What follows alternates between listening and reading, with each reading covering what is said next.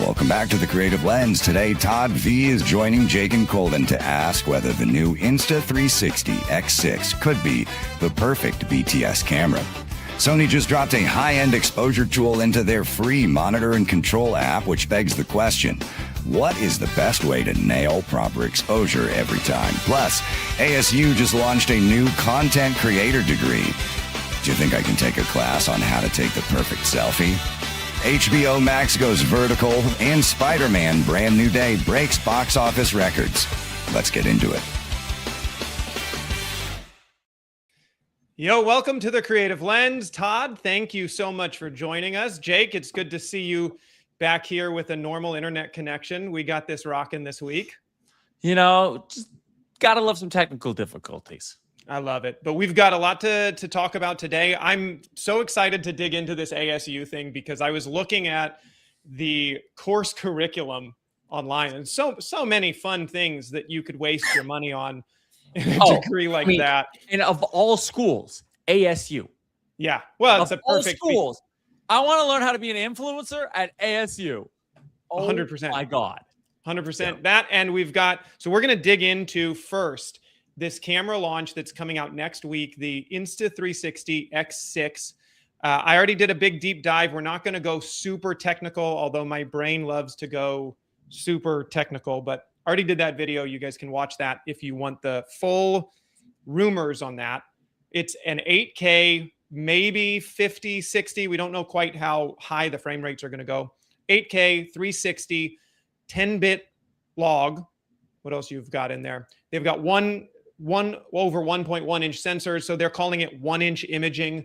They're not quite fully 1 inch by 1 inch, but what do you guys think about this? I know Todd, you're fully in on this Luna. I've got a question. You got thoughts? Yeah. Well, because I saw someone post on YouTube just like in the last day or two talking about this camera specifically, and he's claiming it's 8K and 8K, or it could be with firmware updates so it would be a 16K camera, because that. I love that with the asterisks, firmware updates. That leads right back into our show from 2 weeks ago. Is like, it's just all, it will get there eventually, bro. Just buy our camera right now. It's just, yeah. Okay. I will say though, because I'm a Luna man, Insta has been amazing with the firmware updates. They are just, it's been like, no camera's perfect, but it's just getting closer and closer. Like every week, it's like, oh, download the new update. And it's like, wow, these are actually beneficial features. So I have a lot of faith that you're going to have the camera you've been dreaming for, Jake, is right around the corner. It's a 16K 360. Go. It's yours. So on my video, there was a comment by Cliffix. Cliff does a bunch of, he's like, I think I do nerdy breakdown deep dives. Cliff knows too much about sensor technology and resolution. So we were kind of getting into just going back and forth on what it would take to have that amount of resolution in a camera. I don't think we're there yet. I think this is, and and he actually explained it very well. These sensors to get to 8K of a full 360 sphere is actually reading more like 6K and 6K, putting it together. And then you kind of have to drop off a lot of that overlapping and warping from a 180-degree lens. And so it gets you down to an 8K sensor. So we're talking more like having a full 8K and 8K to get you to like 12K, which is what I've been asking for. That would be my 360 camera to want to buy for sure. Yeah. I don't think we are there yet, just because imagine the amount of processing you would need. I was going to say it'll overheat in 5 minutes, but that's cool. Yeah. You had a clip queued up for this. I didn't. I had. Well, let me do this. I've got their. So this is their announcement video. I tied it together with some stuff so it can play while we're talking about it. But I think kind of my breakdown on this is, obviously they're pushing a lot of these colors. So I think that gives us 10-bit, which to me as an X4 user, 10-bit, like the colors don't look very good on older Insta360 models. So I really think that having 10-bit in this camera is going to be a huge step up. The other thing going from the 4 to this 6 that I believe the 5 already had is the removable or replaceable lenses. That's huge for these cameras. I think that's going to be a big win coming from my 4 and potentially upgrading. If you've already got replaceable lenses in the 5, is it that big of a deal? I don't know. It's going to be harder to want to justify a 5 to a 6 upgrade. But if you've got a 3 or a 4, or you don't have one yet, like me, or you don't have one yet. Yeah, exactly. I think this could be a really interesting camera. The other thing, and I'll go ahead, Jake. I was gonna say there was a clip you shared in a minute because that's interesting. That just came up. But I thought this is the other video that Insta360 put out. These guys nailed their marketing, and they are going after the pocket cameras, which I thought was really, really interesting. And I can try and pull the tweet up, but they're literally saying this can be your pocket camera. It's every angle, every tracking, whatever you want it to do. This is the one thing, it'll do all of it. And to me, that's, we've all talked about these pocket cameras, how great they are. But if you lose tracking, you lose, like if you set your camera up on a tripod and you walk away and you're having it track you and it happens to lose that track, unless you're with the screen, which is really cool on the Ultra, it stops moving and then you lose the shot. Here it'll just keep tracking you and you don't lose anything.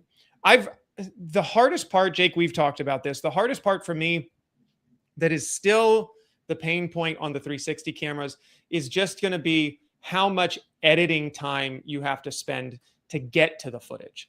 The coolest part about the Luna Ultra or the 4P or even my Pocket 3 is just once you hit record and stop, you have the footage. So that's where it's like, do you want to edit and have everything, or do you just want to hit edit, hit stop, and be done? And my question on this is like, is it connected with the mics? If we are going to use this as a behind the scenes camera, is there a mic hookup, a Bluetooth mic setup? Like, how do we record good audio on this? Because look, I've flirted with getting a 360 camera for behind the scenes for a couple of years now, for several years, because I see a lot of guys do it really well. And that's my kind of biggest question, because I think this solves that framing for vertical, framing for horizontal, because it's 360. So you can kind of do whatever the heck you want. It's my favorite part about these cameras, for sure. My biggest question would be how is the editing workflow? And like in terms of ease, could you do a TikTok versus a YouTube, and then how does it work with audio? So let me see where we are at here. Let me show you this. Pull that off. Hold on. Here we go. While you're getting there, I was going to say too, to your previous point, the problem with these for me, I have one. I have the DJI one. Yeah. I like to shoot for the edit, as you were describing. It's really kind of a pain sometimes to spend a ton of time in the edit when you're being a content creator, where it's like, I always plan to shoot for the edit. Like, I don't need extra footage. I don't want more than I need. I want to be able to go into my edit suite and go bam, bam, bam, bam, publish. Yeah. This is a barrier. The other side of it is everything you're saying. It is incredible, because when I've played with mine, I'm like, man, it's what, Jake, you would love it for BTS. Like, you not only are you can show yourself working, but then you can show the area you're at. You can show it. It is a phenomenal tool for BTS. It's extra. And I look at it for sure. And I look at it from a street photography standpoint, like put this on top of the rig, on your shoulder, like wherever you want as a street photographer. And especially this newest model looks, it looks a lot more low profile than, they're getting it smaller and smaller, which I think is a great advantage. I really like this new body style. And this is what I was saying on their X account. This is the marketing team really kind of going after any of these pocket, gimbals. You want a point and shoot camera? Done. You want a gimbal style vlogging with tracking, easy. Like they just nailed what, we were talking about. What's your all-in-one package? And I just think they nailed it with that cell, because there's so much freedom. Depending on what you're shooting, obviously you don't have as much precise control. But when I use these and I don't have to think about my framing, you just kind of think about where the camera is in space. It's pretty cool.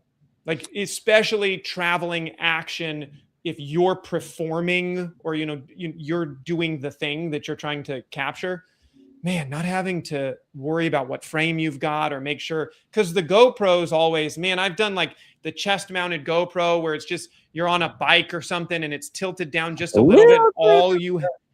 You just have the gas tank for like an hour and a half.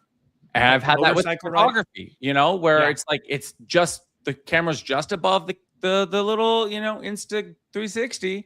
And I'm like, well, this is not what I want. I need it like in my mouth. Right. Which, how do I do that? Or I need but then on the head, it's a little too high. It's too high. I'm exactly. Like, how do we do this? So, the only thing I'll say, be an interesting solution. The only thing I'll say with that is you still have to kind of be aware of where the camera is in space, because I've noticed, right, if you put the camera too high, even you can tip it down, but it's still too high if you put it too low. So you end up with the same kind of issues. But what I'm saying, what it does, the problem that a 360 in those scenarios does solve is the tilt, the like pan and tilt when you're setting the camera and it's just tilted down a little too high. Well, now you can tilt it back up if it's panned the wrong way. So those are the things that the 360 reframing is really cool at. What I was going to show you, though, Jake, to answer your question, is just as a hint, at least, when you go to Insta360's website, they put all this, their teaser information out already. I appreciate that we know a week in advance that this thing's coming and they're going to have a launch event. We'll see. This is better than like, we're launching it at Cannes. Just kidding. We'll see you later. So if you go into this, you do the intro. What they are teasing here is that they're going to give away some stuff. They'll give away the X5. They'll give away the Mic Pro. And then you get 5% off of the X6. The fact that they built this microphone system, which I know, Todd, you're more invested than either of the two of us are in the Insta360 world. I think this is the first 360 camera that they're launching after having this microphone out in hands as a release, which, Jake, to your point, like, I would assume you could sync this up with, that's the coolest part, is you can have a full, it would be, and that would be, or anything. There's no way they're not doing that. There's no way it's not. I mean, I actually think that was launched with the Luna as well. This Mic Pro. Yes. Because I think you could buy a kit with it when they launched. I believe that was a thing. And the fact, like you just said, the fact that they've made this mic system, there's no way that this isn't going to be compatible, that this is what they're selling. It would be highly illogical. Highly illogical. Just to quote Mr. Spock. I do love that e-ink too. Like, I know people think that's a bulky mic and it's a little bit, but it is so cool, especially if you put it on, like, one of my favorite things is using it as like a microphone. Like, you can put it on, you can get these dummy microphone plastic handles, and now your brand is on the microphone. Or if you're working for a customer, just change the image, and it's such a cool thing that no one ever thought about. Well, especially if they're selling this as, replace your vlog camera, replace your point and shoot, replace your this, replace your that. They have to have some sort of mic integration with it. For certain. It doesn't make sense that they wouldn't. 100%. And also that mic, it's gotten a lot of hate. I think it's gotten better. The sound is pretty good. I'm not using that. I'm using a DJI mic right now, but I use that mic, but it has some features where you can actually configure it to work like a shotgun mic. So you could mount it and it's directional. It will also do front and back. So like if you're interviewing someone, you can get your voice and their voice. Wow. And the way they've designed that mic, it's very clever. Or it will do omnidirectional. So it's a pretty cool system. Like Awesome. sound is a little tinny compared to DJI, but I feel like it's gotten much better. In my most recent ones, I'm like, sounds pretty good. Like I'm not picking it up like it was initially. Yeah, I think the sound's improved for sure. It's still not my favorite mic body to use. I'll be interested to see, you know, it's always interesting to see companies, what they come out with for V1 and then what they totally scrap and change into V2. And DJI has seemed like, because they just released their new, you've got 32-bit float in the new mic Mini 2s. I think those just dropped like 2 days ago. I didn't pay attention to it because it's doesn't do anything for me, but they've chased this like very small square thing. Like they've kept that, and then you can flip out, you know, Insta360 did this e-ink. DJI is going the other side. They'll say you can have a different plastic color thing that goes on clips on top or magnets on top. I like the e-ink more than just a different color because you've still got DJI branded all over it. So I'm with you. I think the e-ink is cool. It's a to me, it just looks like a gimmicky, you know, I'm looking at it right now. We can put this back up. It just looks like a gimmicky little thing that you have to wear. If you're wearing it already, and I know that this is part of ASU's course that we're all going to go take, but it's just normalizing the fact that all of these people are wearing these stupid microphones. But everyone, and Jake, that is the look, you know, that is the modern look of what we're at right now is the ease of use, you know, and it is kind of what it is, but like, you know, that they have the integration is going to be great. Well, to Jake's point, that not only is it the modern look, the fact that, look, I love my Sennheisers, but you know what they don't have? Noise cancellation. The fact that these things are so effective at giving you clean audio in a noisy environment is insanity. I shot a commercial at a grocery store. Always been a pain in my backside because there's meat coolers running and there's noise, and there's people with carts. I turned that on, and when the girl was doing her read, I'm like, oh my gosh, I can hear her crisp and clean. I could still hear ambient tone, but nothing like an old traditional mic system. So, you know, they are very effective at their job in a different way. Like, as you said, yes, Sennheisers, the old stuff, they're a rock solid for a reason. And they last for years and years and years, and they don't have internal batteries that wear out. But the tech in these things is stupid. Yeah, it's getting better and better every day. Yeah, and it goes to, you know, Todd, what you were saying is, are you shooting for fast delivery? Because to me, I don't want that.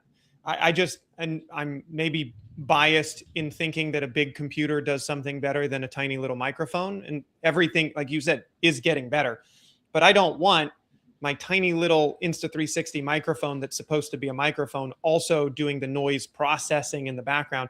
I'll leave that to DaVinci Resolve or to Adobe to process that better. It's like the same thing as, do I want a camera with a bunch of built-in noise reduction in my camera?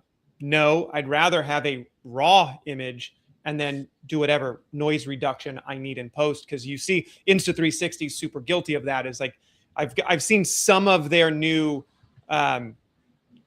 footage, I guess, from their nighttime footage from this X6, and it looks like a lot of heavy noise reduction put on it. So that's just I'm going to be devil's advocate jerk right now. Do you remember a couple of weeks ago when you guys were giving me a lecture about how much I hate vertical video, and you said, you guys were like, are you being egotistical or are you going to deliver to the client?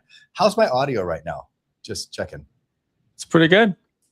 Yeah, you know what I'm sitting right next to? A giant furnace that is blasting wind right now, and you cannot hear it. Yeah. So impressive.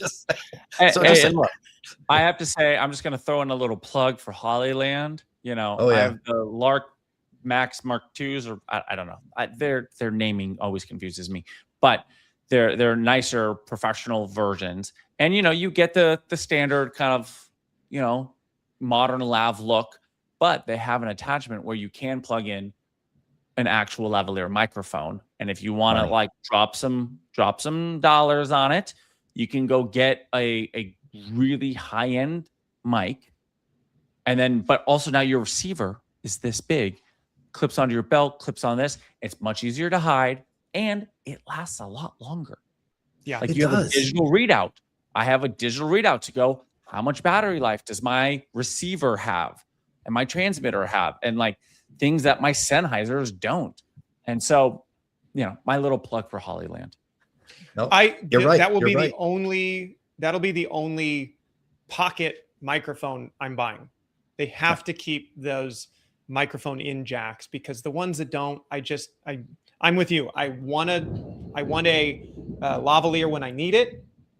And if I don't need it, fine, but I want to have the option. But I can tell you this from working with like my wife, who's a content creator, and that she can have good audio for under $100 and just put it on her, you know, clip. Or my mother, when she's at an art show and can have good audio for under $100, one-time fee, you plug in your phone, plug in there, and there's no thinking, there's no settings, there's no batteries. All you have to do is make sure it just goes back in the case, and you occasionally plug in the case. Yep. Yeah. And like my wife, for the longest time, didn't even realize you charged the case. She's like, I don't know. I just thought they just lasted, you know? And, but like, it shows the ease of use where we are with audio gear more than ever, where, you know, audio gear, I felt like, you know, you had some improvements, like, you know, with shotgun mics and lavs, but like compared to what camera gear was constantly evolving, and audio gear was like, yeah, we're kind of just, you know, doing our thing. And it was like the Sennheiser 416 was like the industry standard for, you know, 2 decades or whatever it was. And now it's just, you have this such ease of use with audio gear. And yeah, the look is, for us filmmakers, it's a little silly. But, you know, we are a much smaller percentage of the audience and the buying market versus anybody who wants to create any type of content in any niche. Yeah. So last topic on this new Insta360, actually not last topic, because we have to cover this because it's insane. Here's a little bit of like weird breaking news. Right before we went live, it's not breaking, it was a couple hours ago, but before we went live, check my phone just to see, and I like pull up Instagram, and on Instagram, I see this, which is DJI. Like, watch this video. It's wild. It was posted 2 hours ago.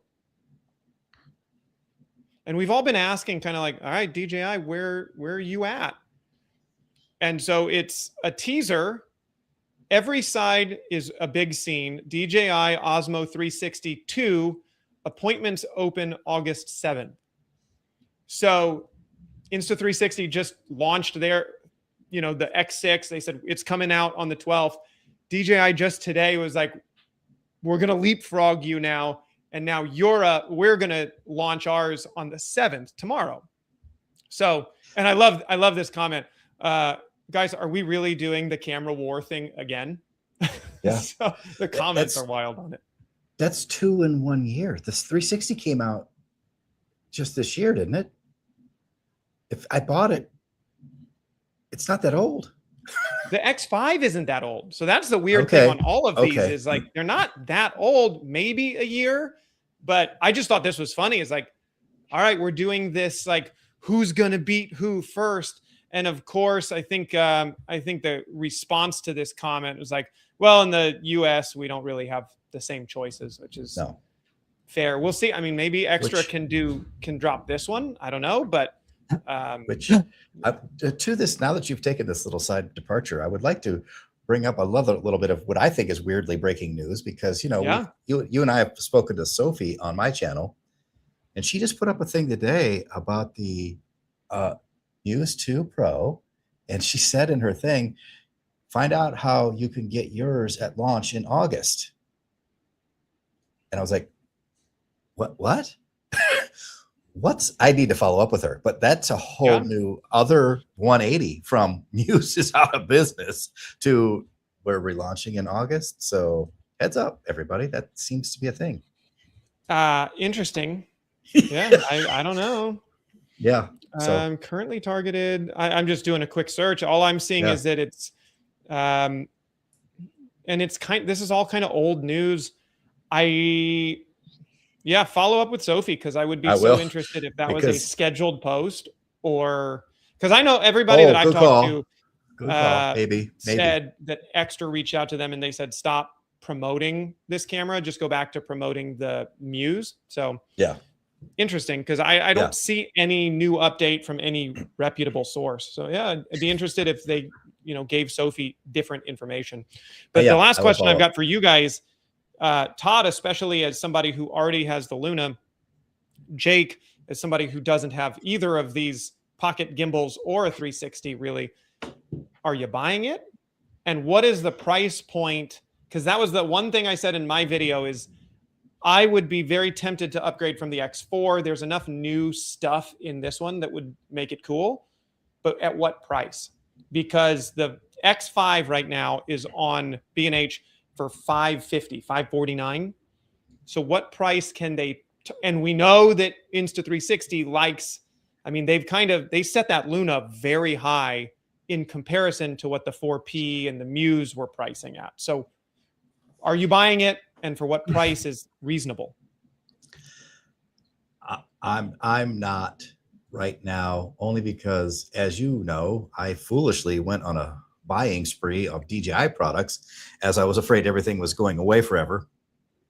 And I bought that DJI 360, and it is serving me quite well.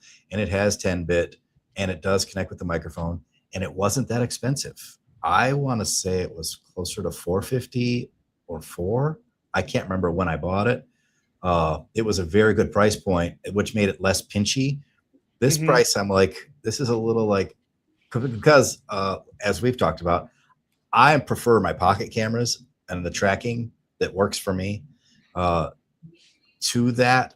And this camera, I don't use as much. I like it, but I just don't use it as much. So at $550, that's a little like, it's a lot for an accessory. Yeah. Jake? And that's the same way where, like, in theory, it's like, yeah, but I've been burnt so many times between GoPros, even Insta360, of just like, I bought their like Go 3, with the small little nano camera, and it just collects dust. And like, I tried to use it on I actually did. Yeah. I just used it on a little golf shoot, but like, okay, 1 out of every 30, 40, 50, 60 clients, like the odd job. And so I go, oh, I'm going to shoot all this behind the scenes with it. And I go, like, I'm not doing street photography these days, like, as much as I would love to, but I'm like, I'm not doing that.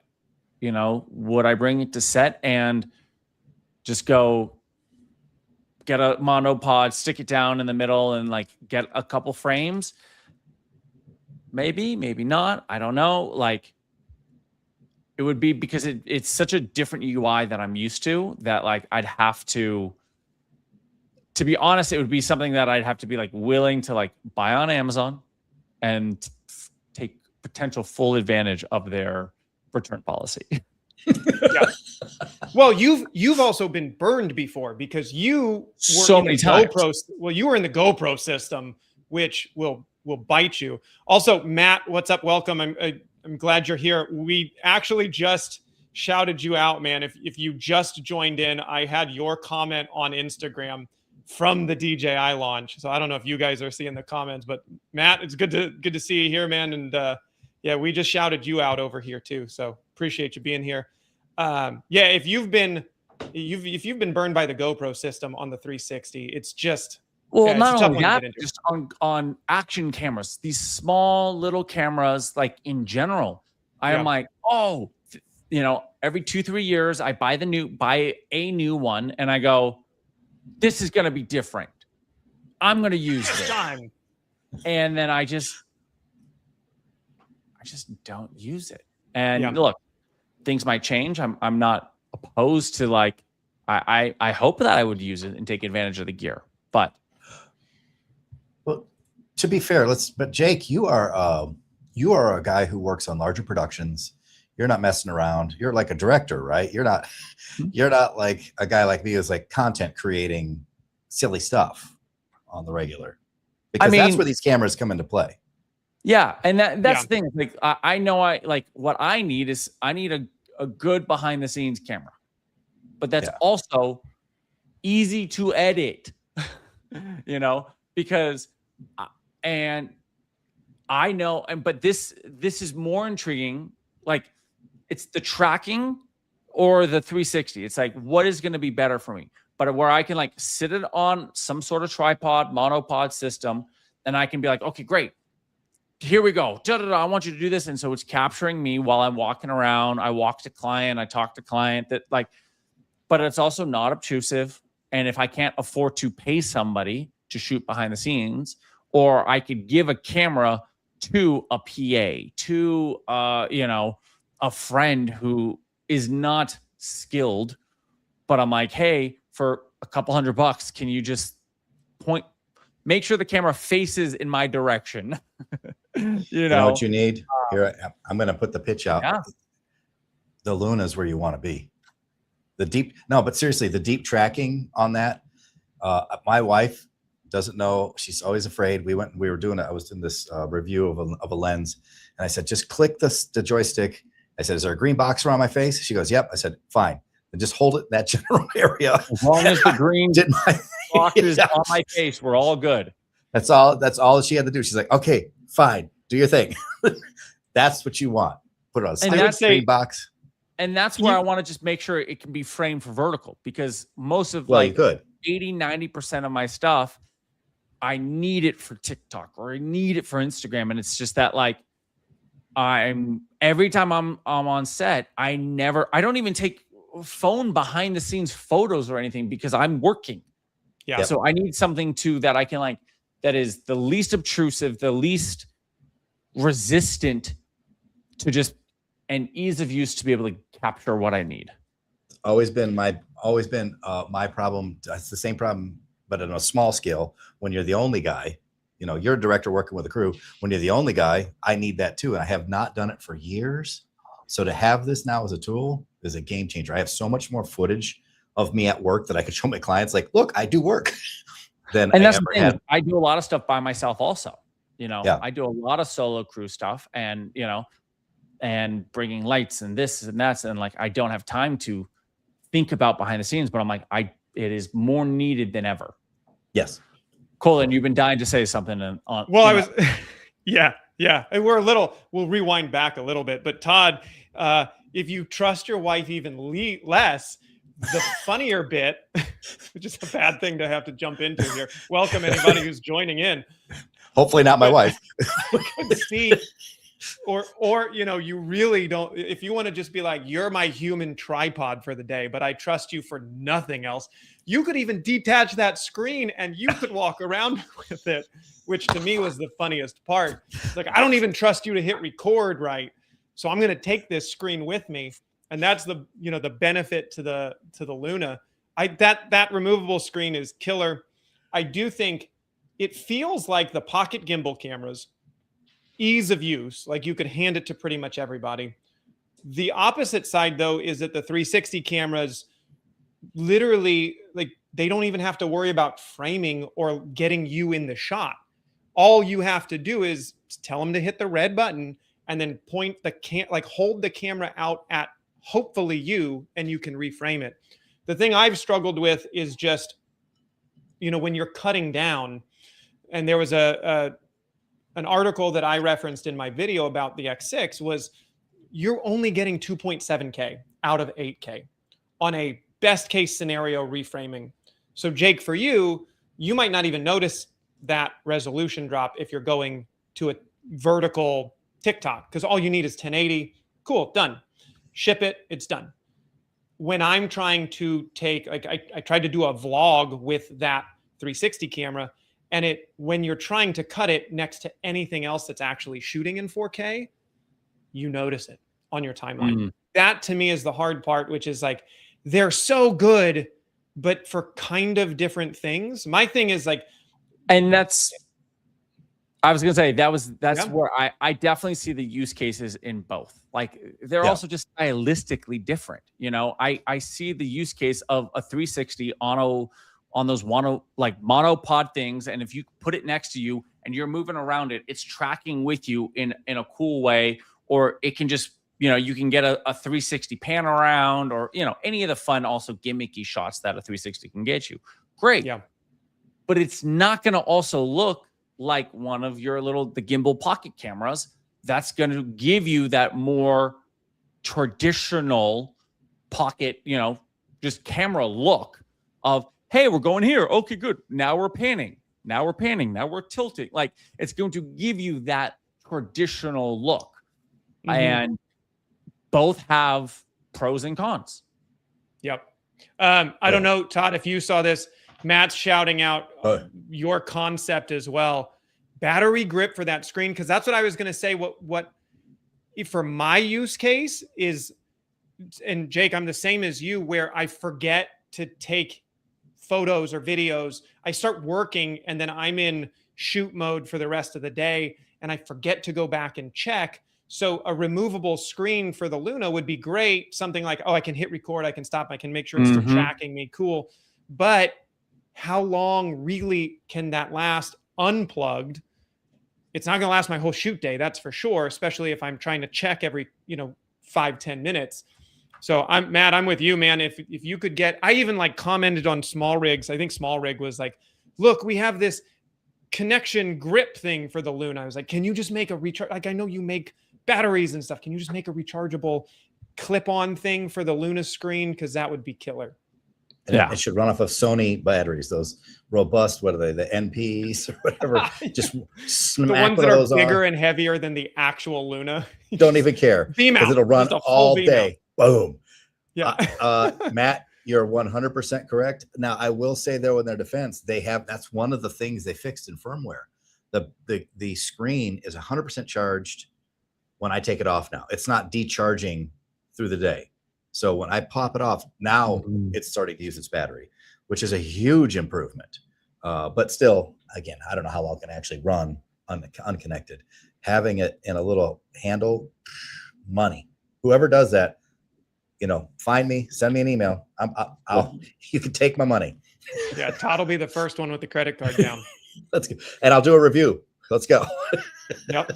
And he'll glow about it. He'll do a glowing review because he's wanted it since he bought the Luna. I think day one on the launch, you were like, I just need this. So that would add to it. Okay, so let's jump now. I want to ask you guys, because this is a conversation Todd and I had. I did a video about it, and I really want y'all's thoughts because you're working professionally with a bunch of different cameras. I will talk about a glowing review. We've talked on this channel about my light meter. Every single professional set that I go on that I'm either the director of photography, or I'm kind of like a little bit of everything where I'm also kind of having to gaff. I will bring that to make sure that my lights are properly exposed before I turn my camera on. It's one of my favorite ways of making sure that my exposure is dialed in.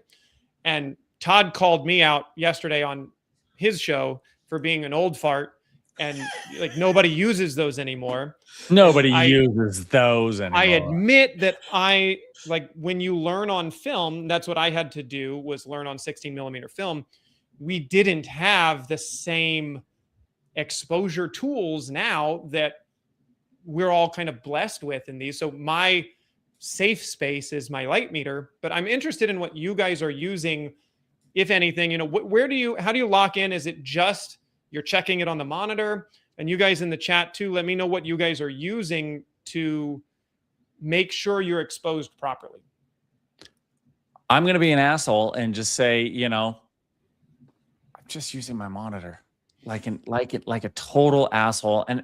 And more from the standpoint, you're not, brother, unless we are both that. So go ahead. Well, more from the standpoint of, and this is kind of, you could say and look, I don't consider myself a DP, because I have friends who are true DPs, like yourself, Colden, who that is what they do. I have several friends who are professional, top level DPs.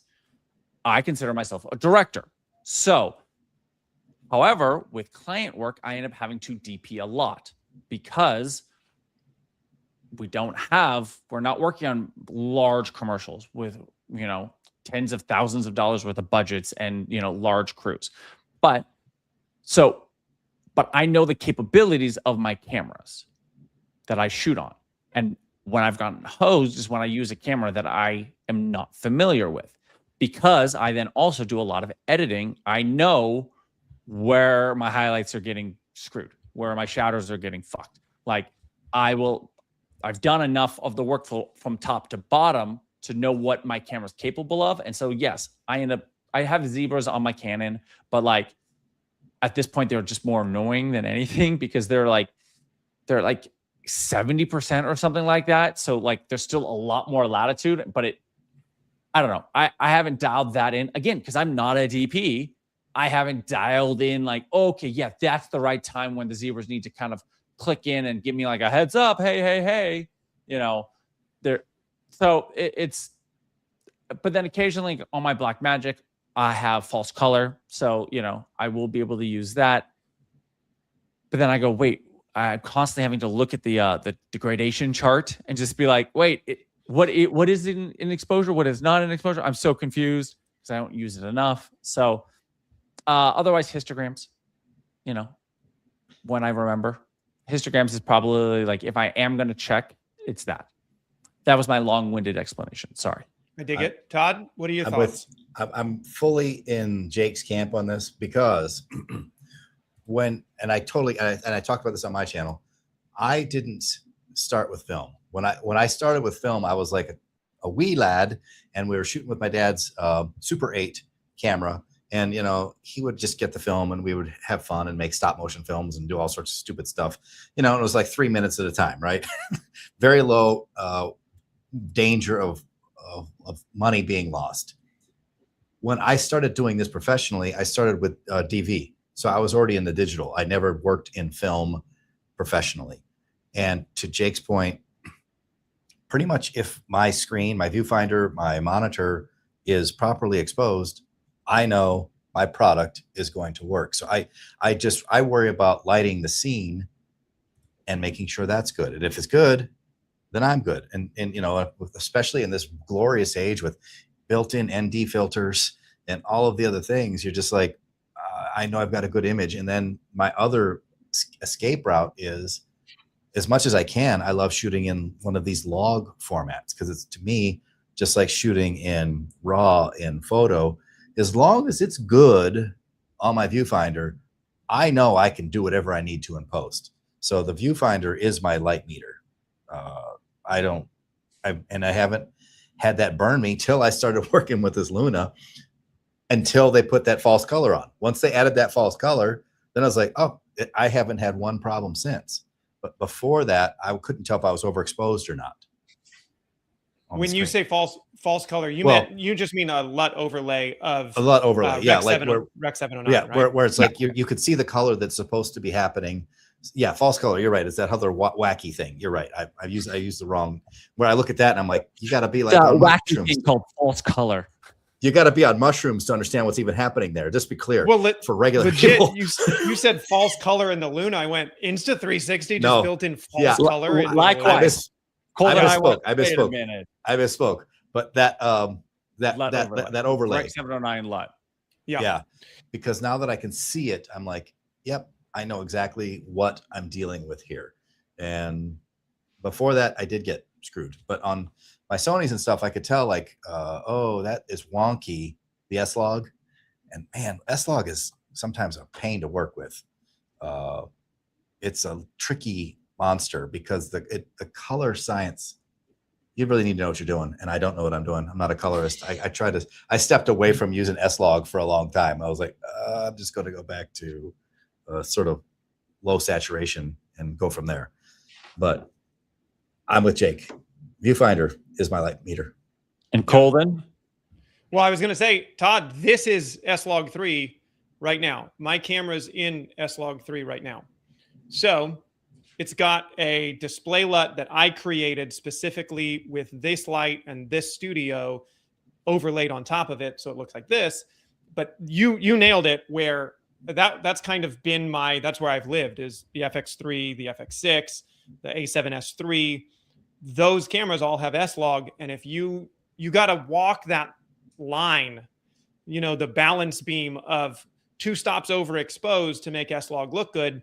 But when you get to clipping, it's gone and it's never coming back. And if you clip out your sky, you know, we've all shot that, right? Like you have just a clipped sky and you go, oh shoot, it's just, you start to play with your levels in post and you bring down your highlights and it's just like this gray, awful looking sky. And so that's where I'm like, that's where I get nervous about trusting a monitor to tell me the difference between 95% and 102.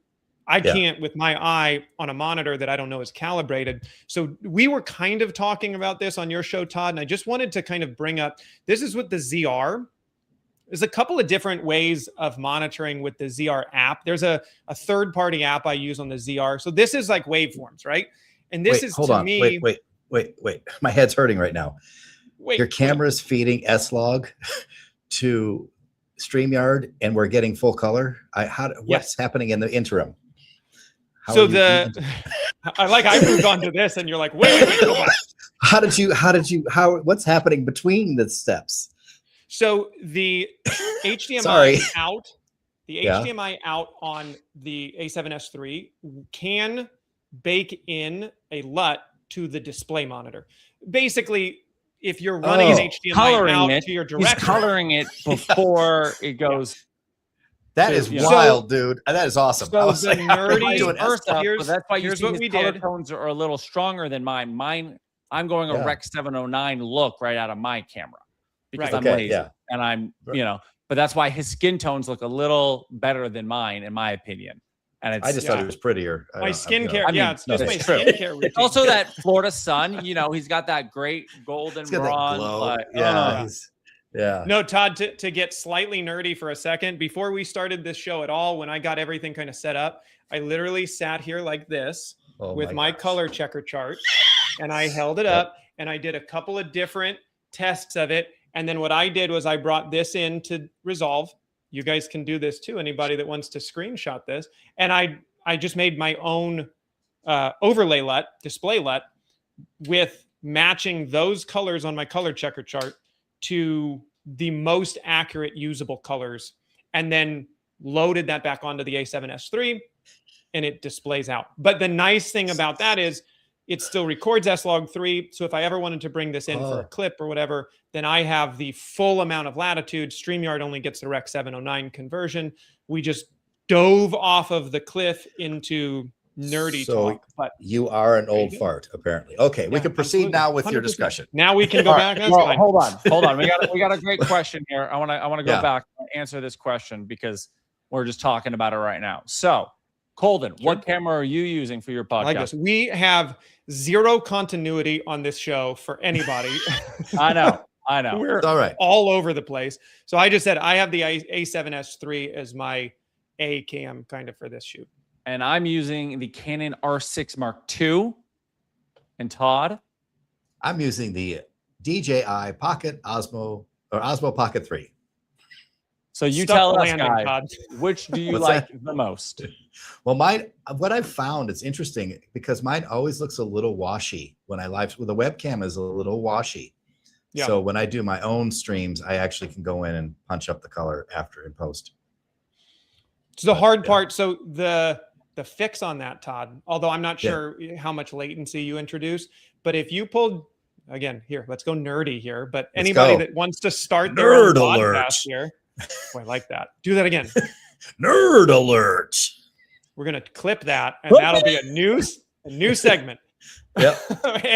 Basically, Jake, anytime I start talking, just pull that sound effect, and that'll just be my nerd alert, my air horn. So you could hook up your webcam to OBS, put a LUT or a display, like a display LUT on OBS, and then use the virtual webcam out of OBS into any of these. Now you've got basically display LUTs through OBS. So there you go. Yeah. Very nerdy, but that's another way to do it. like my camera doesn't blur out. Like I've got Jake's 15-year-old computer as often as possible now. I need to add a third step in there. Yeah, exactly. That it's how much processing power do you have? Because you will inherit some processing to do that. But I have used it before.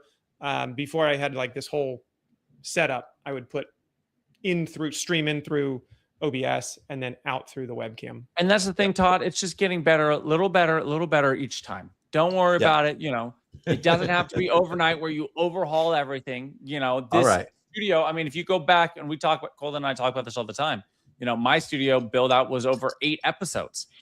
Yeah. And like, go back and watch episode 1 and episode 2, episode 3. And you go, oh, Jake looks so unprofessional. And like, but every week I just got like a little better. And then, you know, 7, 8 episodes in, I was like, oh, I look legit now. Yeah. Well, okay, hold on, because that is actually, and Todd, I think you always do a great job, but Jake, you just said you didn't change a camera from episode 1 to episode, where are we on? 18 now? Just lighting. So it's just lighting. And that is the moral of the story, is you look way more professional if you are in control of your lighting. It doesn't matter what, all the cameras are good. That's the going theme. That should be, if we rename the podcast ever, it's just going to be the all the cameras are good now podcast. We don't have to talk about cameras anymore because they're all good. Right. I want to respond to, is it Jay Fana? Yeah. To that end, also, I don't know if you've ever watched my channel, but I use the same camera for my videos over there. And when it's not a webcam, the color's great, super rich, love it. It's just the webcam mode. Somehow, I don't know if it's pulling back for data rate or what. So I will have to play with the OBS and see what we get. Yeah. Yeah. And honestly, though, too, like, this is a live stream. The point is to get to hang out and react to you guys, and like, it's not the same as a full, you know, one of your full-on videos either. But we are 10 steps above just a Zoom call. You know, that's where we could have started here, was a Zoom call. That's where this did start. Colden just started with you and I FaceTiming. You guys both have nice rich colors and deep blacks, and I look like I'm old-timey in a sepia tone film. So we'll see if we can fix that. Okay, I like this. Matthew, I'm going to dive into it a little bit, because this was my thing too. This is why we brought this up, was exposing and trying to figure out because Todd mentioned it a minute ago too, is if you're in the Sony world and you're shooting an S-Log, it will ruin your life before you get good at it. Yes. And this is, I'm going to jump to, because we don't have this in Sony yet, but I alluded to this, Todd, on your show, and I love this tool. And Jake, it's going to blow your mind too. I think if you guys are used to shooting on red, so that was waveforms. This is the false color stuff, right? Yes. Where you have to be on acid to kind of understand what, like, I'm sure if you are high, this makes total sense, but I'm with you, Jake, that I get it. And I'm not on drugs today. But none of the colors really match to what your exposures are, and so it's all just kind of randomly picked. Colden, like you said, the camera still, for God's sake. It's a manual 50mm lens. I'm not here to make everything beautiful. I shot this in my backyard to demonstrate something to you guys. Calm down. Thank you for roasting. And props to Map for the APS 30 gang, or APS-C gang, and the FX 30. Yes. Go. Love it. But look at this. So this is the coolest. This is something that Cine Control, or the ZR app, brought over from Red cameras. This is now my favorite new way of exposing my ZR camera. So you can see up here, the zebras are set at 96%. So I know when we're there. These things are called traffic lights right here. Oh, yeah. And so Todd, we were talking about this. Jake, I don't know if you've used traffic lights before. So cool though. What you'll see is a red, green, and a blue channel. And each one the red right here tells me that each channel, red, green, and blue, have clipped. You can see that by the zebras. Wow. Now watch what happens though, as I bring the f-stop down. Don't look at the shaky camera, calm down. But watch what happens as I bring that down. Maybe. Yeah. See, so now those channels start to turn yellow. So we're up at the last 5%. And then now we're green. you're in green, and we have perfect exposure in the sky, nothing. And in the shadows. And I've kept everything because the other part of that traffic light down here is shadows. As the kids do, clock it. I don't even know what that means, bro. But this plus the zebras is amazing. That's awesome. That is so cool. That is a massive game changer in terms of like, single use operator exposure. Just, like it is professional use abilities at a like prosumer level. And I mean, Red pioneered this. So this was like the traffic lights were all red. I have never seen that. I've shot on one project on a Red years ago, but yeah, they build it into their histogram in a way, but like this, but that's just now on the Nikon cameras. That's amazing. Yeah, that's cool. a function that I'm sure it's patented and why nobody else is using it. But that is so. This is a third-party app that was created because Nikon doesn't have a monitor app. That's what's wild. So can anybody have this? Yeah. So okay, wait a bit. I don't know if you can develop this for other cameras. I know that something about the ZR and Nikon system allows for open API development. Sony may be more locked down than that. But to the long way around Matt's question is the other thing is Sony has introduced a bunch of really cool stuff in their monitor and control app. So same way that I've got all this on the ZR, on the FX3 or FX30, you've got a bunch of different ways to monitor this. And so, I'm sorry, Jake, I know you're Canon. I don't know what Canon's doing. And it's a niche product, but you've got things like a waveform that you can drag around on your phone screen. You've got the traditional false color. You've got histogram, and you've got the zebras as well. And then they just added vector scopes as well, which if you care about kind of color and saturation, all of this, plus you've got multicam support. And the other thing that they just added, which we teased at the intro, which is kind of true, kind of not true, is they've just brought in EL Zone, which EL Zone is a false color that was developed by Ed Lockman, who's a cinematographer. So this is what EL Zone looks like. And I would argue like some of my Atmos monitors have EL Zone. EL Zone and false color. If you look, not much, but I was gonna say, that looks like false color. But again, Totally. Yes, except all of the colors that EL Zone maps are like make more sense on a spectrum. Like to me, so I look at this less image, mushrooms, and you can figure it out. Yeah, I mean, it's probably just that. But I look at this image gradation rather than like, oh, it's all gray. All of the gray is ripe. Then it's like boom, boom, like it's like gray. Here's the natural fall off of you get and what he built in was half a stop. And so kind of throwing back to my light meter video and Todd, what we talked about, kind of digging in, nerd alert. But you're actually what the EL Zone system does is instead of like percentages and kind of the weird thing that false color does, is it's literally a half a stop, a full stop, 2 stops, 3, 4, 5, and then black. And the same thing going up. Half just a stop, logical. 1, 2. Yeah. It just makes sense. And, going back to that video, if you want to go watch really nerd deep dive into light math, if you know how many stops over and under you are, you can actually stop down. You can put NDs on. It's not just some theoretical kind of gray number that you're on a monitor hoping to fix.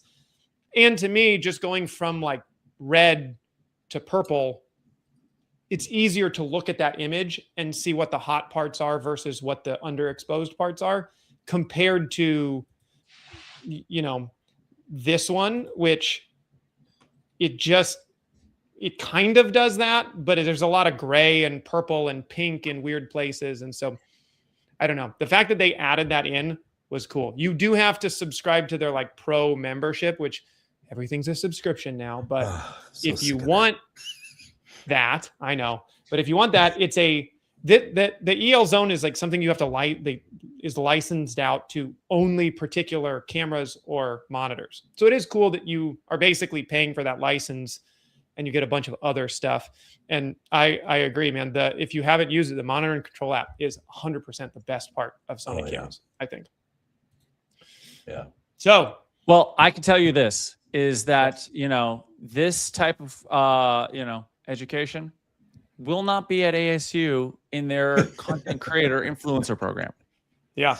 We need to dig into that. You don't need to worry about this if you're going to be going to ASU's influencer program. Yeah. And Colden and I and Jake, you should join us. We're going to start a university that primarily focuses on how you take care of customers. The filmmaking is secondary. We can all make some films. Selling and taking care of customers and keeping them happy is really how you are successful. The business side of art, that is the thing that's not discussed. I mean, that's why I have a secondary podcast outside of this called Move Faster, quick plug. But that's essentially all my lessons of the business side of this, which, again, I don't think, so there's this new ASU influencer program, a content creation bachelor of arts. Like, it is absolutely ridiculous. First of all colleges to have this, I am the least surprised it's ASU. The absolute least surprised. ASU obviously is notoriously known as one of the biggest party schools in the country. And, that they have a content creation, look at this. Do you dream of monetizing your video channel or making social media your career? Learn to create powerful content across videos, podcasts, social media, and emerging platforms while building your brand with hands-on experience in Phoenix, Los Angeles, and online. You'll master the art and science of digital influence. This sounds like every other guru online on YouTube. But now it's out. You can pay a lot of money. Institution. Yeah. And it's a Bachelor of Arts. I mean, this is the Bachelor of Arts program in content creation prepares you to become an influencer and strategic storyteller who thrive in rapidly evolving creator economy. Program coursework emphasizes content planning, video and podcast production, global perspectives, and personal branding. Like, I'm sorry, but like, where is it? There's Don't even get me started on the big college industrial complex, which is a complete sham.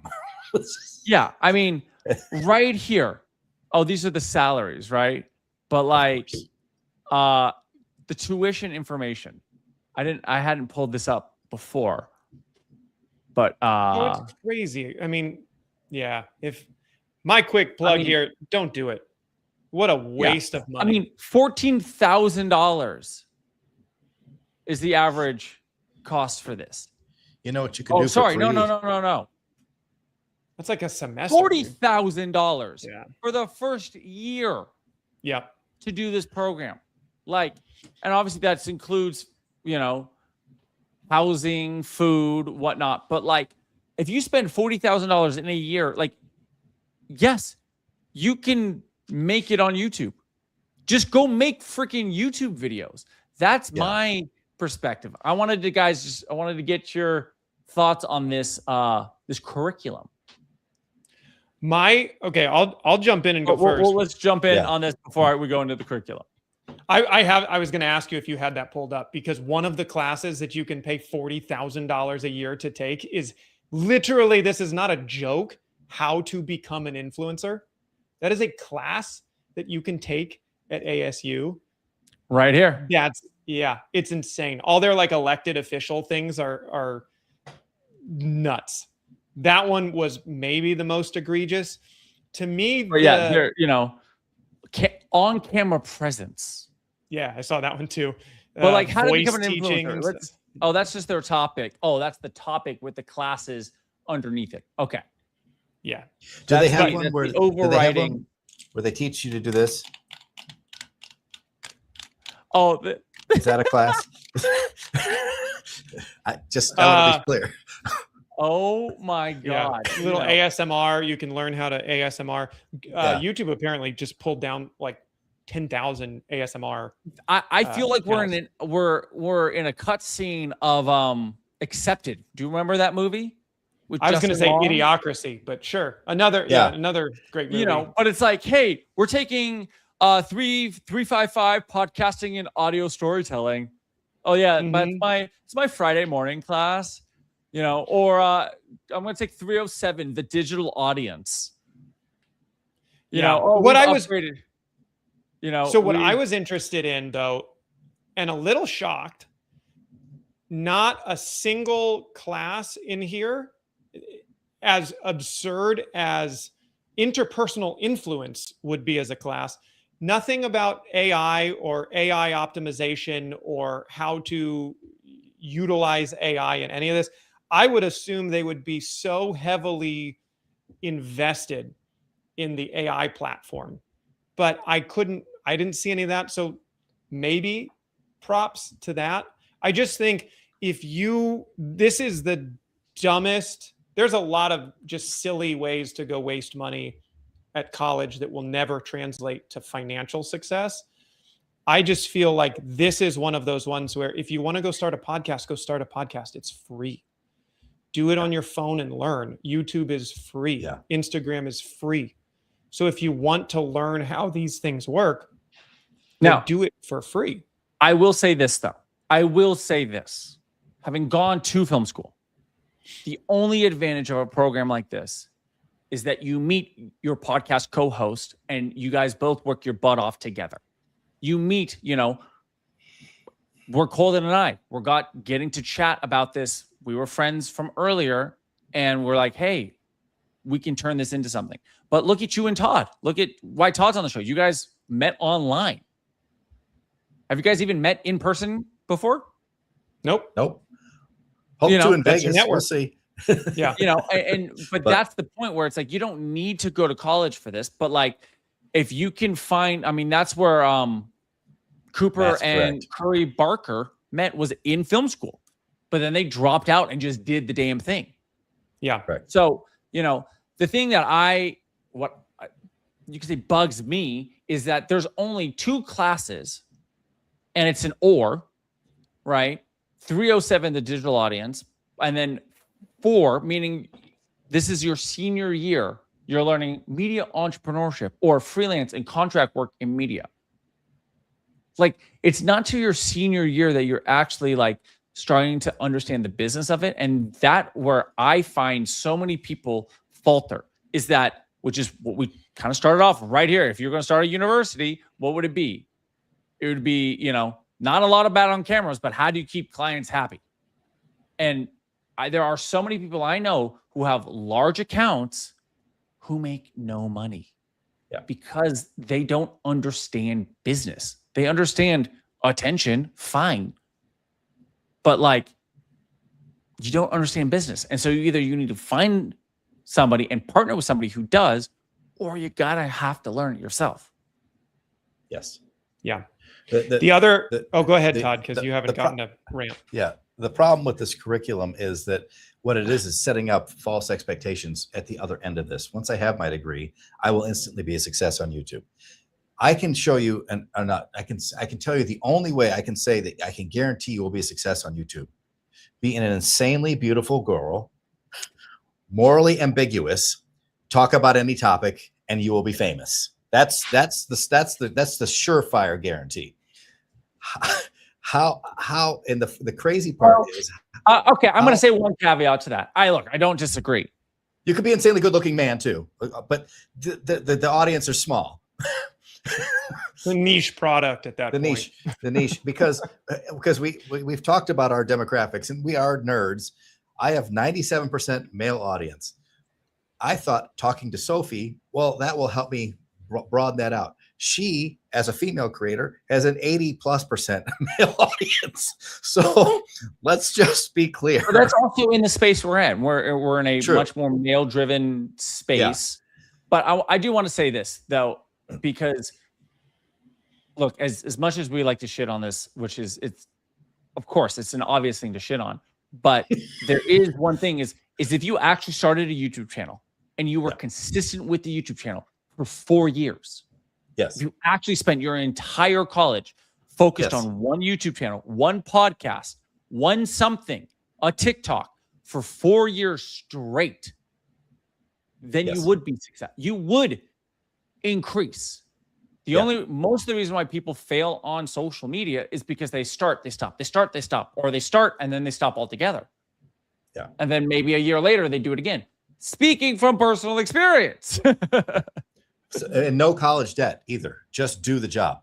You know, again, if you need an external source to kind of kick your butt, you know, and have friends to do it with, if you're in a space like that, that's my only, you could say, advantages to this, is that you're going to be with like-minded people to build that community to be able to do it. There's a YouTuber who, and sorry, Colden, I bring her up all the time. She should start giving us a kick. Tamara Gabriel, who started a thing where it's called Make the Damn Video, and it's a 30-day challenge. It's free. You go on with her, and she gives you a topic, and you just make a video every day for 30 days. That's how you learn this. And then she's got a community, and she's built a community of people over there who are all doing the same thing and commenting on each other and helping each other, like, oh, well, you should try this or that. And what you just said, if you spent all of that time and no money just making the videos, you would get there, because that's what does it, is the repetitions. What is that? That thing for like how you become a master, right? 10,000 hours at something. Yeah. That's what this is. There's no school for this. My only other concern on this program, and obviously none of the three of us are enrolled, but there is something deeply dangerous in my mind about developing a career that's built around an algorithm and a tech company that you have no control or understanding in, right? Like we're constantly, as anybody that's on a platform trying to be a creator on a social media platform, you are chasing for what's new in the algorithm, how the algorithm can help you get discovered. You don't have any ownership in that or control.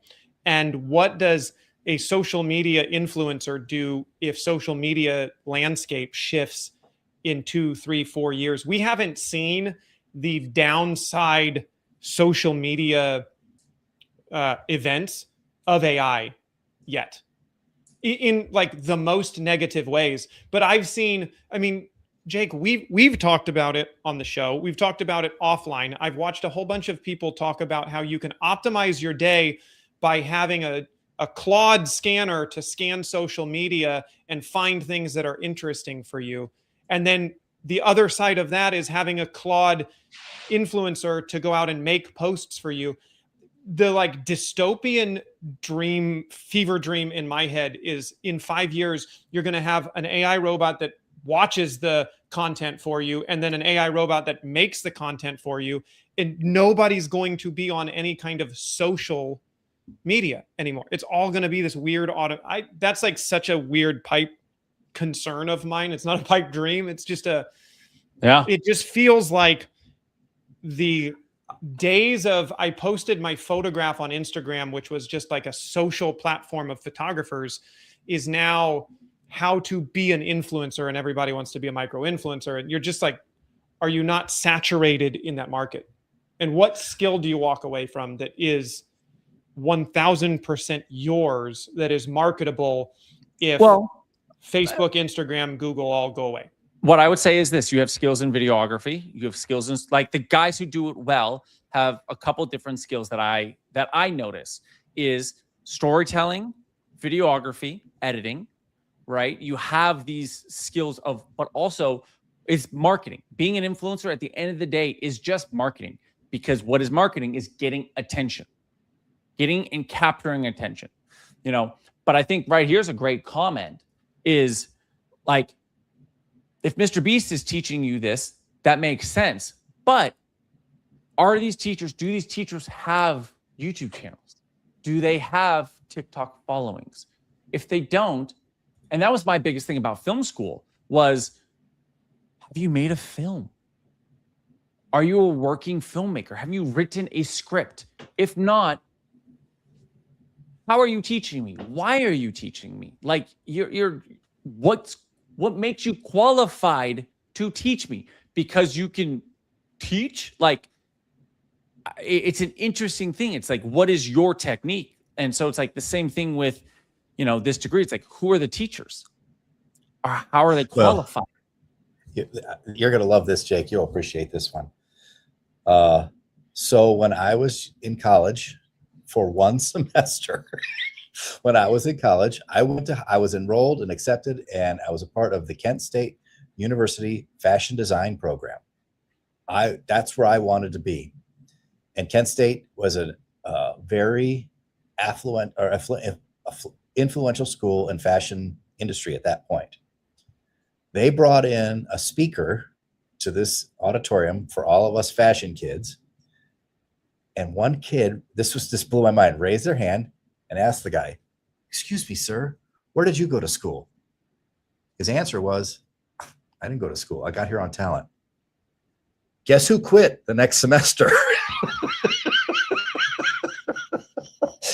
So, just doing the thing is what makes the change. Learning the basics is important. And I learned all my basics in this business from the guys at Film Riot. Thank you, guys. I mean, honestly, like, I think the best way to get experience, in my opinion, is say, I'll do it for free. Yes. Do it for free for every single person, or the specific niche you want to do, or if you don't know a specific niche, do it across niches. But that's the great thing is, if you want to be an influencer, do it for free. Make videos, start a podcast, go work it, find any of the podcasts, find any influencer and say, "Hey, I want to get into the space. Can I learn from you? Can I help you? Do you have a shoot?" Like if somebody said, "Hey, can I shoot behind the scenes for you, Jake?" I say 100%. Come on set anytime you want, shoot behind the scenes, give me an edit. I'll give you notes on it. I'm not going to pay you. You'll learn because you'll probably be shit, but that's fine. Your experience is that was what I did. I learned by just shooting stuff for free or really, really cheap. I've had kids come on my sets do the same thing. And I said, "Yeah, please, if you want to, let's go. You can come learn." So, okay, crazy news though. Did you guys see that HBO is launching a vertical integration in their mobile app? Like, what? HBO Max now has a freaking new mobile feature where they're going vertical. Oh my God. What is this world we're living in? Todd. So they're you know what? calling it Well, HBO a buddy of mine Max Shorts. A buddy of mine told me there's actually a guy, and I haven't found him yet, and maybe you guys have seen him, who has a whole channel. You'll appreciate this, Jake. And he's a vertical guy. And he goes, "What if all the classics were shot in vertical?" And he did cuts from Sopranos and changed it and used AI to extend the scenes vertically. And apparently it's awesome. I don't go ahead. I hate vertical video. This is where I live. I have a t-shirt for that. So let me show you what it looks like. I mean, look, the UI is pretty clean, but I'm like, are you watching the whole show like this? That's so this annoying. Is their little You're just getting clips. GIF of it, right? And I'm like, are they playing a teaser of it? And then you click into the UI right here to watch season 1, episode 1, or add some or are you watching the entire thing like this? Is it more search bar? So this is the problem. But look at the UI. Home screen, verticals, saved, download, search. This looks very familiar. This looks very familiar. And then they have this whole new, search algorithm thing. Let's find something to watch, right? And then, best movie for girls' night in. And here's some options of what we have. Look, this is actually kind of a cool UI, but it's fascinating the world we're moving into. And HBO is definitely, everybody's competing. YouTube, Netflix, HBO, they're trying to find the thing that sets them apart. And I just find it doing the exact same thing. Yeah, right. It's how do we get people to stay on our platform more? How do we get people to stay on our platform longer and easier? And how do we make the experience, you know? And it's that is an indictment of the American public, that it's too much trouble for me to do this and watch a movie. Because I'm going to push back on you. I know you hate that. Wait, you hate that. But well, let me answer. You know why? Yeah. You know why this is a problem? Because I can't respond to texts and Instagram messages while I'm watching it this way.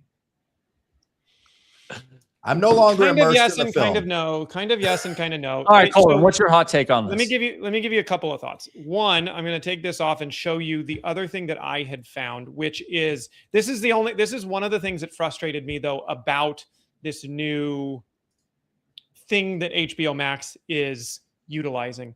Because when you brought this to me, Jake, I thought, okay, they're actually producing content for vertical video. No, this the press briefing or press release says this clips are featured by a powered AI tool built in-house.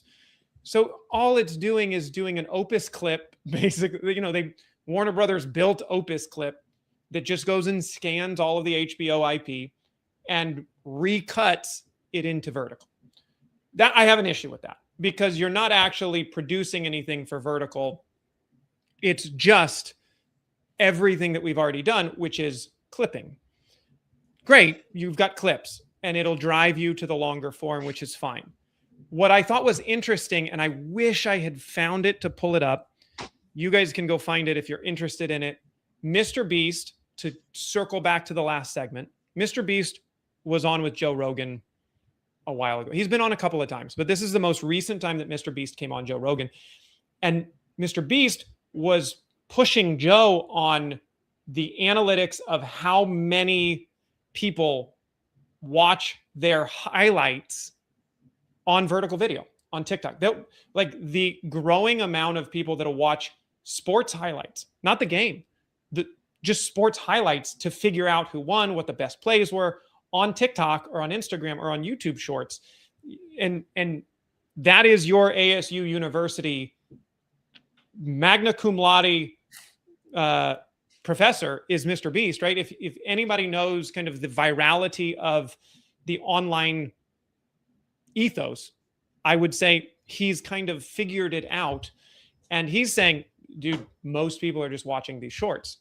Well, so that we played many episodes ago, which there was, somebody from the Atlantic who was, again, stopped from their podcast on the street and was like, oh my God, I love your podcast. It's like, oh, really? It's like, where do you watch? Like, where do you listen? Like, where do you stream it?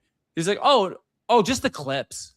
And he realized, holy shit, we have to optimize not only for the long form, but make sure that we're optimizing for the short form.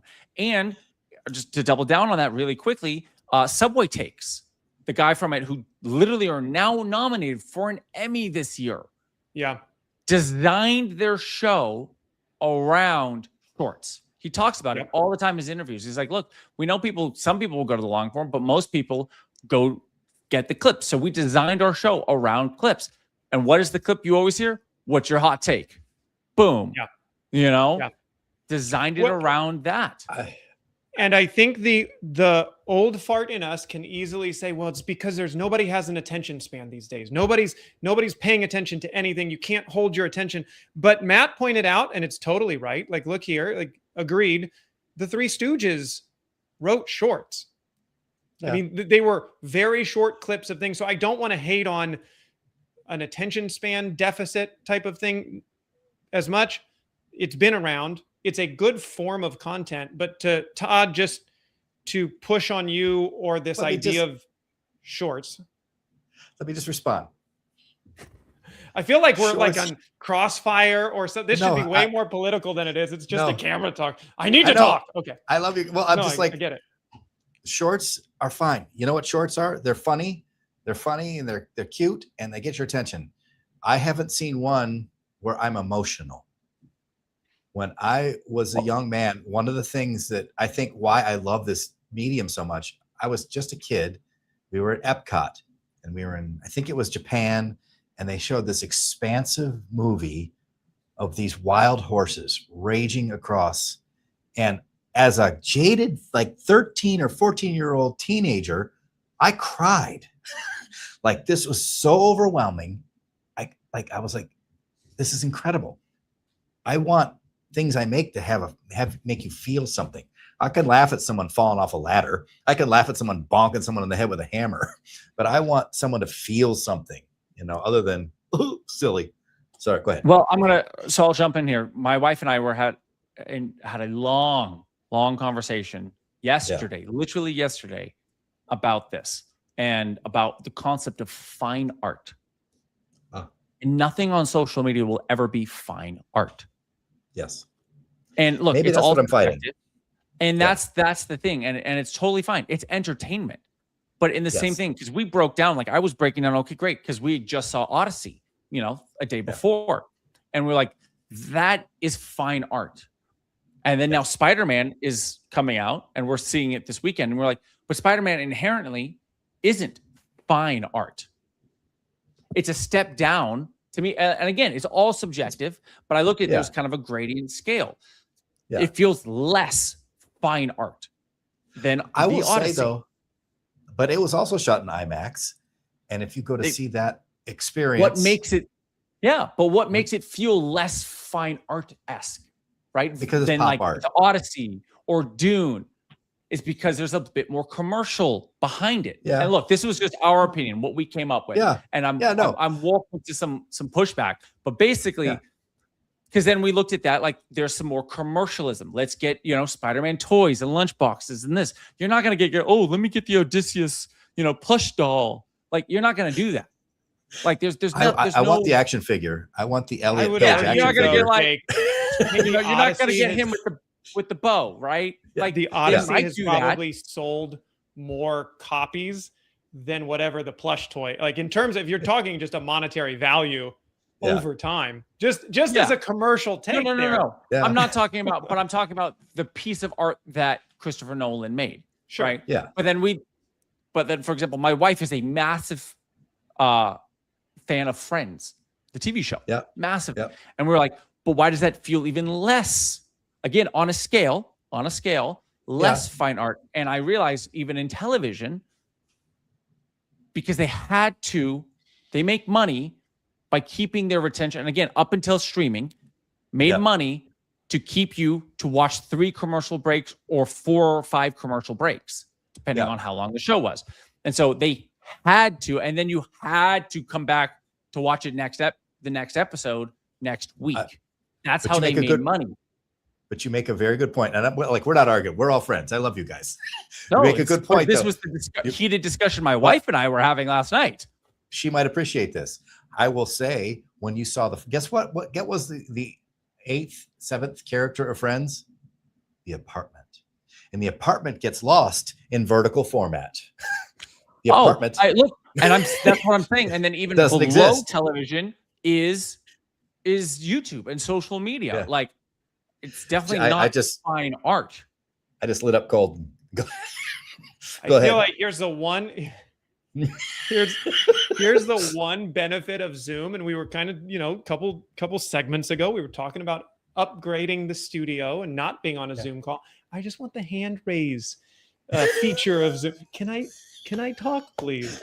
You guys are funny. I love that. This is a really great debate here. And Jake, you pointed out that fine art will always be subjective. What you think is fine art, I might not.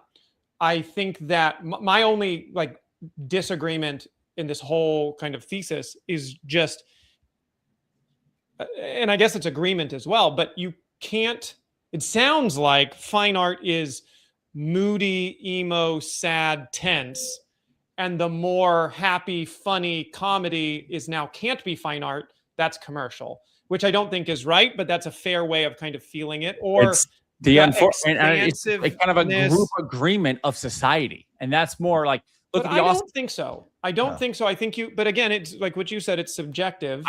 I don't think like that, but that's kind of what I've seen as the ethos of Western culture.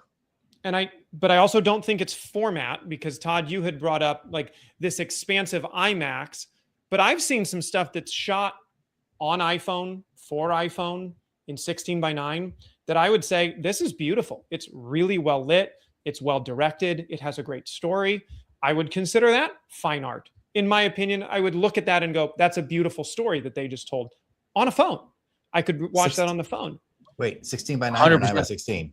16:9. Now, okay. Now to your last point though about Friends and losing the apartment in vertical, and this has just been my push and my argument for all of this, and my complaint will tie it back into HBO, is that you're talking about a show that was shot in 4:3 for I think most of the show. Yeah. And you know it best on 16:9 because you watch it on a television screen. It was never shot composed for 9:16, the same way we've seen all the memes that Christopher Nolan shot on 70mm IMAX. That was the format that the art was intended to be perceived as. What I don't like, and what I agree that I don't think will ever feel particularly artistic, is taking a 16:9 image, cropping it down, calling it a short, and saying this is art. I think that you can make really compelling and emotional art for 9:16 vertical video, but you have to shoot it and compose it that way. And I'll throw it back to, because I know you're an artist and you're a painter. No one would ever tell you, Todd, that a canvas can only be 16 inches this way by 9 inches this way. If you wanted to draw a beautiful picture of a woman standing up against, the most famous painting of all time, arguably, is the Mona Lisa would be not even vertical though. That'd be like 4:3. One of my favorite canvas sizes is this. Canvas size 9:16. Oddly, that looks like 231. One of my. I like to paint. I like to paint panels. So you make a good point. Vertical anamorphic. That's where we're going. Vertical anamorphic. Cinescope, I believe. You make a very good point. If the shot was planned for it, I'm going to say two things. Now, first of all, I appreciate that you think I'm that young. I used to watch that on my 27-inch TV, no, maybe 32-inch 4:3 TV, and I loved Friends and the apartment that they were in all the glory of standard definition. 4:3, right? 4:3. However, I think the problem for me is the way the human vision works, and so like watching on a stick, I don't feel as immersed as watching it wide. I like wide. That's just it's a preference thing, I guess, really. Like the stick is sort of like, this is what I do when I'm on the toilet. And this is what I do when I want to see art. So those are two different things to me. I don't disagree. It's a fascinating thing. And, and looking at this is clearly a new marketing tool that HBO was trying to allow people to better trailerize their content and get it in a format that people are used to be able to go, oh, okay, I like this. I don't like this. Yeah. The only thing I was disappointed in reading that article is because what I'm excited to see is more of the vertical art form that can rationalize Todd into going like, oh no, this is great. Well, but now we have such little of that. So that's when that came and went. That was Quibi. Kind of. I mean, TikTok came out of these little vertical shorts too. I'm just saying, true.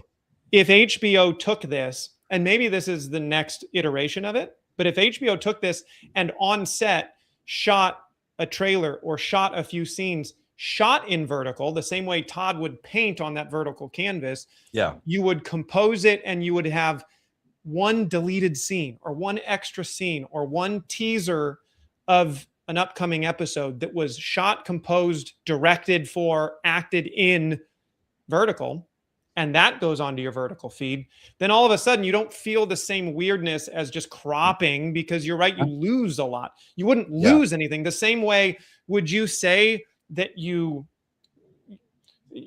I guess if you go and see The Odyssey on a normal theater, you are losing detail, even though it's like 16 by 9, even though it's a, what, 235 to 1 or whatever, probably, whatever that theater is at, people are arguing to say, go see the higher vertical version of it. It's not vertical video, but it's taller, still, I would rather square. It was directed for that. I think 1 by 1, like as Jay Fana says, that the problem with going to the school is by the time they're out 4 years later, all of this could be moot. And we might be watching 1 by 1 because foldable phones are a thing that are happening. And 1 by 1 might be the future. And I'd be more 1 by 1 than 9 by 16, because 1 by 1 gets us back to 4:3 and more like our natural vision. We're all just going back to open gate, baby. Open gate. I love open gate. Let's go. I like open gate. I'm fine for boys. that. This was a fantastic episode. Some very spirited debates. I enjoyed this. This is a blast. This was a lot of fun. This was great. Love how we ended it on a heated moment. Well, we have some cool stuff for next week. We're going to be diving into cine lenses versus photo lenses. We're talking about that. Talking about Spider-Man and premium large formats and IMAX. Is IMAX actually going to save the film industry and the movie industry? It just might.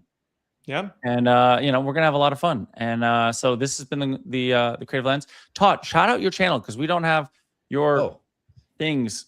So Todd is in the video description if you want to go follow him right now. But please, it's Todd, just at Todd Video, one word. Todd Video. Yep. So go here. Love. Yep. Go here. Appreciate you guys. Go hit subscribe. Yeah, of course. Appreciate Todd, you coming and hanging out with us. You're becoming a series regular, as they say. I would like to. Let's just all the time. Jake, you have to come on the show. And I feel a little insulted. Yeah, I was gonna say I haven't been invited to your show yet. So you're open invite, buddy. Let's go. I love it. And guys, everybody that was watching too, I'll just shout out because we got a lot of great comments this time, and that's the most fun part of getting to do this really live. So thank you guys that stuck with us, came out, hung out, and contributed to the show. We really appreciate that. Yeah, thank you, Matthew. Thank you, Jay Fana. A lot of fun. And with that, I'm Jake. I'm Colden. Colden and Todd. I'm Todd.